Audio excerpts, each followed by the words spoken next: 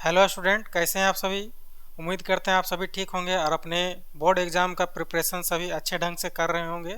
तो वही board exam से रिलेटेड ही मैथमेटिक्स का कुछ एमसीक्यू क्वेश्चन हिंदी मीडियम में मैं लेके आया हूँ इस वीडियो में। और इस वीडियो में मैं आप लोग को ट्रिक भी बताऊँगा कि कैसे क्वेश्चन को ऑप्शन के माध्यम से भी सॉल्व करना है। तो उससे हम लोग को क्या होगा कि आप लोग का टाइम बचेगा। ठीक है, तो चलिए देखते हैं, वीडियो को स्टार्ट करते हैं ज़्यादा टाइम नहीं लेते हुए। देखिए, पहला क्वेश्चन क्या बोल रहा है कि 156 को अभाज्य गुणनखंडों के गुणनफल के रूप में लिखा जा सकता है। कहने का मतलब बोल रहा है कि 156 का अभाज्य गुणनखंड के रूप में यहाँ पर किस तरह से लिखा जा सकता है। तो यहाँ अभाज्य गुणनखंड करके भी चेक कर सकते हैं, और सबसे आसान तरीका है कि आपका ऑप्शन यहाँ दिया हुआ है तो ऑप्शन से चेक कर लेते हैं। तो ऑप्शन से सभी को अगर जितना नंबर यहाँ दिया हुआ है अभाज्य गुणनखंड के रूप में, तो अगर यदि उसको हम लोग इंटू कर देते हैं मतलब गुना कर देते हैं और गुना करने पर 156 आ जाता है, तो आंसर वही होगा, ऑप्शन वही सही होगा। तो यहाँ करके देखते हैं, 5 तिया 15, 15 दूनी 30, 30 दूनी 60, 60 दूनी 120, यहाँ 120 आ रहा है। और जबकि है यहाँ कितना 156, ये ऑप्शन नहीं होगा, पहला ऑप्शन गलत। दूसरा 5 तिया 15 है ना, 15 तिया 45, 45 दूनी 90, 90 दूनी 180, यहाँ आ रहा है 180, ये भी नहीं होगा। थर्ड में देखते हैं 7 तिया 21, 21 दूनी 42, 42 दूनी 84, और 84 से को 2 से गुना करेंगे तो भी यहाँ पर 156 नहीं आएगा। अब यहाँ देख लेते हैं 13 तिया 39, ठीक है, 39 दूनी 78, और 78 को अगर ये 2 से हम लोग गुना कर दें तो आ जाता है मेरा कितना 156। तो कहने का मतलब है कि 156 का अभाज्य गुणनखंड कौन हो गया, ये वाला हो गया, ऑप्शन नंबर डी। ठीक है, समझ में आया। नेक्स्ट क्वेश्चन में चलते हैं। यहाँ बोल रहा है कि कौन 7√5 कैसी संख्या है। ऑप्शन में है परिमेय संख्या, अपरिमेय संख्या, वास्तविक नहीं है, इनमें से कोई नहीं है। तो यहाँ पर देखा जाए तो 7 क्या है, 7 एक परिमेय संख्या है, 7 क्या है, परिमेय संख्या है। और √5 क्या है, अपरिमेय संख्या है। √5 कैसा संख्या है, अपरिमेय संख्या है। तो ये चीज़ याद रखना है कि परिमेय, एक संख्या परिमेय और दूसरा अपरिमेय हो और दोनों का गुणनफल हो, दोनों का अगर गुणनफल कर दिया जाए तो हमेशा आंसर क्या आएगा, तो हमेशा जो नंबर जो आएगा वो क्या होगा, अपरिमेय संख्या होगा। ठीक है, आंसर क्या होगा, अपरिमेय संख्या होगा। तो यहाँ 7 क्या है, परिमेय है, और √5 क्या है, अपरिमेय है, दोनों का गुणनफल है, तो क्या हो जाएगा, दोनों अपरिमेय संख्या हो जाएगा। ठीक है, अभी बताएं कि परिमेय और अपरिमेय दोनों का गुणनफल होगा तो क्या होगा, वो अपरिमेय संख्या ही आएगा। ठीक है, तो यहाँ पर ऑप्शन नंबर कौन सा होगा, बी, अपरिमेय संख्या। नेक्स्ट क्वेश्चन में चलते हैं। अब यहाँ बोल रहा है रैखिक समीकरण युग्म असंगत है तो आलेख की रेखाएं। यहाँ बोल रहा है कि रैखिक समीकरण युग्म असंगत है।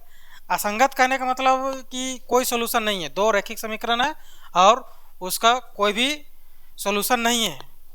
ठीक, कोई भी हल नहीं है, तो कोई भी हल नहीं रहेगा तब जो वो रेखाएं जो होगी तो कैसी होगी, समांतर रेखाएं होगी, संपाती होगी, प्रतिच्छेदी होगी, या इनमें से कोई नहीं होगी। तो हम लोग जानते हैं कि दो रेखाएं जब आपस में प्रतिच्छेद करेगी एक बिंदु पर तो वहाँ पर अद्वितीय हल होता है और संपाती होता है। रेखाएं जब संपाती होती है तो वहाँ पर अनेक हल होता है, अपरिमित रूप से अनेक हल होता है। और हल कब नहीं मिलता है, जब दोनों लाइन क्या हो, समांतर हो। जब दोनों समांतर हो तो कहीं कटेगा नहीं, जब कोई बिंदु पर कटेगा नहीं तो x और y का मान वहाँ पर हम लोग ज्ञात नहीं कर सकते। तो कहने का मतलब है कि जब रैखिक समीकरण युग्म असंगत है तो आलेख की रेखाएं कैसी होगी, तो समांतर होगी। ठीक है, तो इसका ऑप्शन नंबर क्या है, ए सही है। ठीक, नेक्स्ट क्वेश्चन में चलते हैं हम लोग। अब इसमें पूछ रहा है ना, निम्न में से कौन द्विघात समीकरण है। द्विघात समीकरण हमेशा इस फॉर्म में ax² + bx + c = क्या, 0। और यहाँ पर a is not equal to क्या होना चाहिए, 0। ठीक है, ये याद रखना है। तो यहाँ पर देखना है कि ऑप्शन मेरा दिया हुआ है, ऑप्शन दिया हुआ है तो वैसा ऑप्शन को देखेंगे जहाँ x² बचेगा, x² वाला पद जहाँ बच रहा होगा वो द्विघात में होगा। ठीक है, और जहाँ x² वाला पद नहीं बचेगा वो द्विघात समीकरण नहीं होगा। तो हम लोग इसको चेक कर लेते हैं।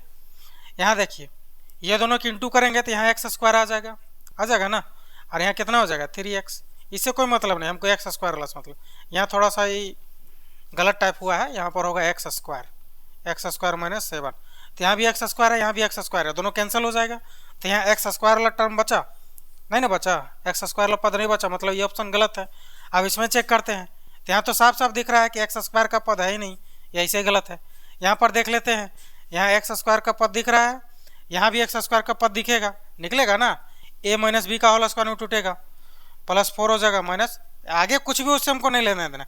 यहाँ देख रहे हैं कि एक्स स्क्वायर यहाँ भी आया, एक्स स्क्वायर यहाँ भी आया, दोनों कैंसिल हो गया, तो यहाँ एक्स स्क्वायर बचा नहीं बचा, तो ये भी ऑप्शन मेरा क्या होगा, गलत होगा। जब तीनों ऑप्शन गलत हो गया तो लास्ट ऑप्शन क्या है, सही होगा। हालांकि यहाँ भी आप लोग चेक कर सकते हैं, जैसे इसका हम लोग जब करेंगे ए प्लस बी का होल स्क्वायर, तो एक्स स्क्वायर वाला पद यहाँ दिख रहा है, दिख रहा है ना, ठीक है। आगे सॉल्व होगा एक्स स्क्वायर प्लस है ना 2x प्लस 1, ये होगा, इधर क्या हो जाएगा 2x माइनस 6, तो इसको सॉल्व करेंगे तो एक्स स्क्वायर वाला पद रहेगा, ये हटेगा नहीं, कैंसिल नहीं होगा, इसलिए ये क्या होगा, द्विघात समीकरण होगा, ठीक है। नेक्स्ट क्वेश्चन में चलते हैं। अगला क्वेश्चन है द्विघात समीकरण A X square B X plus C के मूल वास्तविक एवं असमान भिन्न। हाँ, यहाँ पर बोल रहा है कि द्विघात समीकरण A X square B X plus C, अभी बताए थे कि द्विघात समीकरण का रूप जो होता है यही होता है, और यहाँ पर क्या है कि ए इज नॉट इक्वल टू क्या होता है, 0 होता है, क्योंकि ये पद अगर 0 हो गया तो फिर ये द्विघात नहीं बचेगा, ठीक है। तो यहाँ पर बोल रहा है कि इसका जो मूल जो होगा वास्तविक और असमान भिन्न होगा, ठीक है। तो वास्तविक और असमान भिन्न होगा, मूल का प्रकृति ज्ञात करने के लिए ये डी से हम लोग को पता चलता है कि उसका मूल कैसा होगा, वास्तविक होगा है ना, भिन्न होगा या असमान होगा।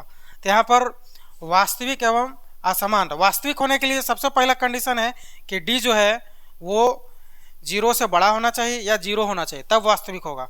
कहने का मतलब जब हम लोग डी निकालते हैं कोई भी द्विघात समीकरण का, और डी का वैल्यू अगर जो नेगेटिव आ जाता है तो उसका जो मूल जो है वास्तविक नहीं होता है, ठीक है। तो यहाँ वास्तविक पूछा है, तो वास्तविक पूछा है तो कहने का मतलब डी का वैल्यू 0 से तो छोटा होगा नहीं, ठीक है। यहाँ भी वही चीज़ बोल रहा है, डी से छोटा या डी का d equal to 0, d equal to 0 होगा लेकिन छोटा नहीं होगा, 0 से छोटा डी नहीं होगा, कब, वास्तविक का बात करेगा तब, मूल जब वास्तविक होगा उस केस में, ठीक है। तो यहाँ पर देखते हैं, अब बच गया 2 ऑप्शन। यहाँ पर बोल रहा है वास्तविक एवं असमान भिन्न, ये दोनों में वास्तविक होगा, इसमें भी वास्तविक होगा इसमें भी वास्तविक होगा, लेकिन यहाँ क्वेश्चन में और एक बोल रहा है असमान, या उसी को हम लोग भिन्न बोलेंगे, मतलब अलग हो, मतलब जो दो जो मूल जो आवे वो असमान होना चाहिए, वास्तविक तो होना चाहिए साथ ही साथ असमान हो, ठीक है। तो वास्तविक है और असमान है, तो वास्तविक और असमान इसमें आएगा डी नंबर, मतलब डी का वैल्यू 0 से बड़ा होना चाहिए, ठीक है। और अगर यदि वास्तविक और समान बोलता, वास्तविक और समान, ठीक है, जब वास्तविक और समान बोलता तब ऑप्शन ए सही होता, लेकिन इस क्वेश्चन के अनुसार यहाँ पर ऑप्शन नंबर कौन सही होगा, सी, कहने का मतलब डी का वैल्यू 0 से क्या होना चाहिए, बड़ा होना चाहिए, ठीक है। नेक्स्ट क्वेश्चन में आते हैं हम लोग। अब यहाँ दिया हुआ है कि x plus y equal to 14 तथा x minus y equal to 4 का हल क्या होगा। कहने का मतलब, हल करने का मतलब यहाँ पर 2 समीकरण दिया हुआ है और दोनों समीकरण का हेल्प से x और y का मान निकालना है, बताना है आप लोग को। तो अभी हम बताए थे स्टार्टिंग में ही कि हम ऑप्शन से भी कुछ क्वेश्चन को बना सकते हैं, इससे हम लोग का टाइम बचेगा। तो ये क्वेश्चन में हम लोग बना के नहीं देखेंगे, डायरेक्ट ऑप्शन से चेक करेंगे, ठीक है। देखिए बहुत अच्छा आसान ट्रिक है, जैसे x और y दोनों को जोड़ के क्या है 14 आना चाहिए, तो हम लोग ऑप्शन से चेक करते हैं, x का मान 4 और y का मान 5, 4 प्लस 5 आया 14 आया नहीं, कितना आ रहा है 9, तो 9 आ रहा है, जबकि हमको चाहिए कितना था, 14 चाहिए था। तो ये तो ऑप्शन गलत है क्योंकि ये इसको सेटिस्फाई नहीं कर रहा है, ठीक है। अब हम ऑप्शन नंबर बी चेक करते हैं, तो बी में क्या है 9, x की जगह में 9 और y की जगह में क्या 4, कितना आ गया 13 आ गया। तो 13 आ गया, तो यहाँ ऑप्शन में यहाँ पर कितना है x plus y equal to कितना है 14 है, जबकि वहाँ कितना आ रहा है 13, ये भी गलत है, ठीक। अगला देखते हैं सी नंबर में, सी नंबर में देखते हैं x की जगह 9 और y की जगह में 5 रख दिए, कितना आ गया 14 आ गया, ठीक है। तो अभी खुश नहीं होना है क्योंकि आगे और एक है, उसको भी सेटिस्फाई करना चाहिए ना, क्योंकि अगर x और y इसको अगर सेटिस्फाई कर रहा है इस समीकरण को, तो इसको भी वो सेटिस्फाई करे तब ऑप्शन सही होगा, ठीक है। तो इसको भी चेक कर लेते हैं, x के जगह कितना 9 और यहाँ माइनस है माइनस, और y के जगह कितना 5, कितना आ गया 4, यहाँ भी 4 है। तो कहने का मतलब दोनों समीकरण को सेटिस्फाई कर रहा है, इसलिए ऑप्शन नंबर क्या होगा सी सही होगा। इसको हम लोग हल भी कर सकते थे, तो हल करेंगे तो उसमें टाइम ज़्यादा लगेगा, और इस तरह से बनाएंगे तो मेरा टाइम बचेगा एग्जाम में। चलिए देखिए नेक्स्ट क्वेश्चन है। ऐसा क्वेश्चन अभी पीछे बताए थे, यहाँ भी सेम वैसा ही क्वेश्चन पूछ रहा है कि निम्न में कौन द्विघात समीकरण है। तो यहाँ ध्यान देना है, अभी बताएं कि द्विघात समीकरण हमेशा किस फॉर्मेट में रहेगा, A X square plus B X plus C equal to 0, और यहाँ A is not equal to क्या होना चाहिए 0। तो इस रूप का रहेगा तब वो क्या कहलाएगा, द्विघात समीकरण कहलाएगा। कहने का मतलब है कि ये वाला पद 0 नहीं होना चाहिए, ठीक है, स्क्वायर का पद होना चाहिए, स्क्वायर वाला पद रहना चाहिए, तब वो द्विघात कहलाएगा। अगर स्क्वायर वाला नहीं रहेगा तो फिर वो नहीं होगा। जैसे 2x square plus 3x plus 2 equal to 0, ठीक है, -2 इक्वल टू 0। एक मिनट, एग्जाम्पल हम याद दे रहे हैं। जैसे 2x square plus 3x plus 2 equal to 0, ये द्विघात समीकरण है। ऐसे भी रह सकता है 2x square plus 3 equal to 0, ये भी द्विघात समीकरण है, स्क्वायर वाला पद होना चाहिए। इसको ऐसे भी लिख सकते हैं 0 इंटू एक्स, एक्स का पद हम लोग इस टाइप से लिख सकते हैं। ये डिटेल में बता दिए, लेकिन इतना नहीं करना है, बस याद रखना है कि एक्स स्क्वायर वाला पद होना चाहिए अगर ये द्विघात समीकरण है तो, ठीक है। तो यहाँ चलिए देखते हैं आगे, ऑप्शन से चेक करते हैं इसको। तो यहाँ देखिए x और x गुना होगा तो एक्स स्क्वायर हो जाएगा, आगे क्या आएगा उससे मतलब नहीं है, ठीक है, क्योंकि हमको स्क्वायर वाला पद चाहिए, होना चाहिए, बचना चाहिए। यहाँ भी एक्स स्क्वायर है, दोनों साइड कैंसिल हो जाएगा, तो एक्स स्क्वायर का पद यहाँ बचेगा नहीं बचेगा, तो इसलिए ऑप्शन ये क्या हो गया, रॉन्ग हो गया, गलत हो गया। अब यहाँ देखते हैं x प्लस 1 का होल स्क्वायर है, मतलब a प्लस b का होल स्क्वायर में टूटेगा, तो जाहिर सा बात है यहाँ एक्स स्क्वायर आएगा, ठीक है, यहाँ भी एक ही एक्स स्क्वायर है, दोनों क्या हो जाएगा, कट जाएगा। तो जब आगे तो यहाँ और भी आएगा, लेकिन स्क्वायर वाला पद बचा नहीं बचा, आगे करने से क्या फ़ायदा, कोई फ़ायदा नहीं है। अब यहाँ देखते हैं, यहाँ एक स्क्वायर वाला पद निकलेगा एक्स स्क्वायर, आगे और भी सॉल्व होगा, लेकिन यहाँ स्क्वायर वाला पद बचेगा, क्योंकि यहाँ इक्वल टू का दूसरा साइड में एक्स स्क्वायर वाला पद नहीं है, ठीक है, नहीं है मतलब एक्स का पद में रहेगा ये, और यहाँ क्या है एक्स स्क्वायर का पद बच रहा है, तो इसलिए ऑप्शन नंबर क्या सही होगा, सी नंबर होगा, ठीक है। आगे चेक करेंगे नहीं, जब मेरा यहीं सही हो गया तो आगे चेक करके क्या फ़ायदा है, ठीक है।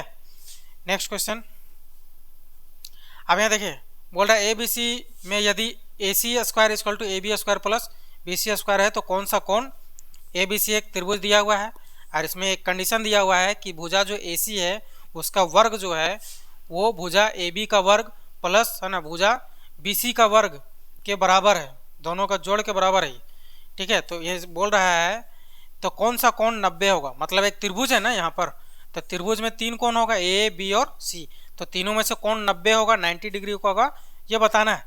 तो पाइथागोरस पर में आप लोग पढ़े होंगे, जो यहाँ 90 होता है, ठीक है, ये क्या होता है कर्ण होता है, ये क्या होता है आधार होता है, और ये क्या होता है लंब होता है, ठीक है, इसको एच से इंडिकेट करता है, हाइपोटेनस होता है, ये परपेंडिकुलर होता है, और ये क्या होता है बेस होता है, ठीक है।